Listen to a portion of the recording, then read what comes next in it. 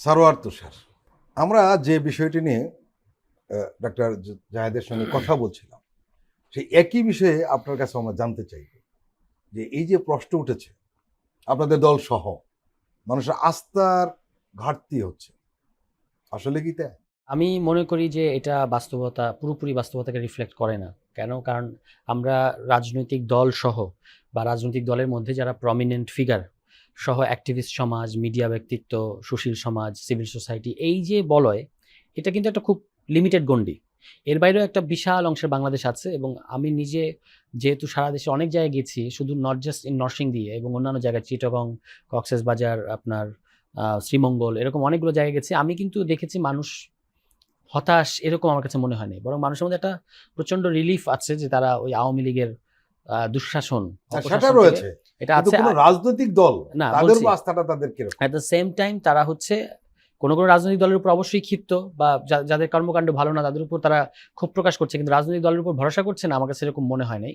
বরং আমি আমাদের কথা বলতে পারি, আমাদেরকে বলছে যে আপনাদের তো আরো বেশি দ্রুত আসতে হবে আমাদের কাছে, এবং আপনাদের মার্কা কোথায়? ধরেন আমাদের তো এখনো মার্কাটা আমরা পাই নাই, মার্কার ইয়ে আছে, মানে কারণ মানুষ তো মার্কাটা বুঝে। ফলে আমি মনে করি না যে রাজনৈতিক দলের উপর আস্থা হারিয়েছে। বিভিন্ন সময় যে জরিপ দেখা যাচ্ছে, মানুষ বিপুল পরিমাণে অংশ নিচ্ছে এবং অংশ নিয়ে কিন্তু বলতেছে তারা তাদের প্রেফারেন্সটা জানাচ্ছে। কেউ কেউ আবার বলছে যে আমি ডিসিশন নিয়ে রেখেছি কিন্তু এখনই বলবো না। ফলে রাজনৈতিক দলগুলোর উপরে বাংলাদেশের মানুষ কখনোই পুরোপুরি আস্থা হারাবে না, কারণ এখানে যখনই ১-১১-র মতো সরকার ছিল, বাংলাদেশের মানুষ কিন্তু ওই আন্দোলনের মধ্য দিয়ে, বিশেষত ছাত্র সমাজ আন্দোলনের মধ্য দিয়ে ওই সরকারকে হটিয়েছে। যতবারই এখানে সামরিক শাসন কিংবা অগণতান্ত্রিক শাসন এসছে, বাংলাদেশের মানুষ এটা প্রমাণ করেছে তারা অগণতান্ত্রিক শাসন পছন্দ করে না। এই সরকারকে বাংলাদেশের মানুষ অগণতান্ত্রিক মনে করে না। ফলে এই সরকারের উপর মানুষের কিন্তু এখনো মানে বিভিন্ন ইস্যু ভিত্তিক আপত্তি থাকতে পারে, কিন্তু ওভারঅল এখনো সমর্থনটা আছে। প্রধান উপদেষ্টা বারবার যে সময় উল্লেখ করেছেন জুনের মধ্যেই ইলেকশন হবে, এটা কোনোভাবেই জুন ছাপিয়ে যাবে না।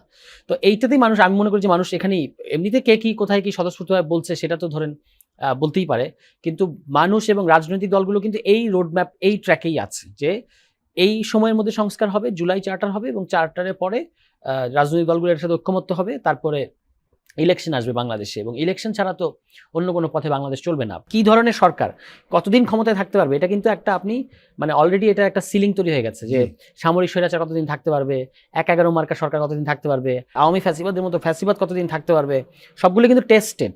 এর বেশি অর্থাৎ মানে আওয়ামী লীগ তো ১৫ বছর চেষ্টা করলো, তিনবার ইলেকশনকে ভন্ডুল করে দিয়ে থাকার চেষ্টা করলো, তারপরেও তাকে কিন্তু যেতে হয়েছে এবং আবারও আপনাকে ইলেকট্রাল সিস্টেমের মধ্যে ফিরতে হবে, ঠিক আছে?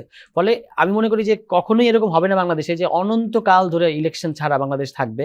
ওই রাস্তায় বাংলাদেশকে ফিরতে হবে। প্রশ্নটা হচ্ছে যারা ক্ষমতায় আসবে তারা যেন আবারও ক্ষমতাটাকে কুক্ষিগত করার মানে পিপল ম্যান্ডেটের বাইরে গিয়ে কুক্ষিগত করার ইন্তেজাম বা চেষ্টা না করে, সেটার কতগুলো সেফগার্ড লাগবে। সেই জন্যই কিছু কিছু খুবই ফান্ডামেন্টাল অনেক সংস্কার প্রস্তাব এসেছে, সেগুলো ধাপে ধাপে যে দল তার এক এক দল তাদের সুবিধা মতো এক একটা গ্রহণ করবে, কিন্তু কতগুলো ফান্ডামেন্টাল সংস্কার কিন্তু এসছে।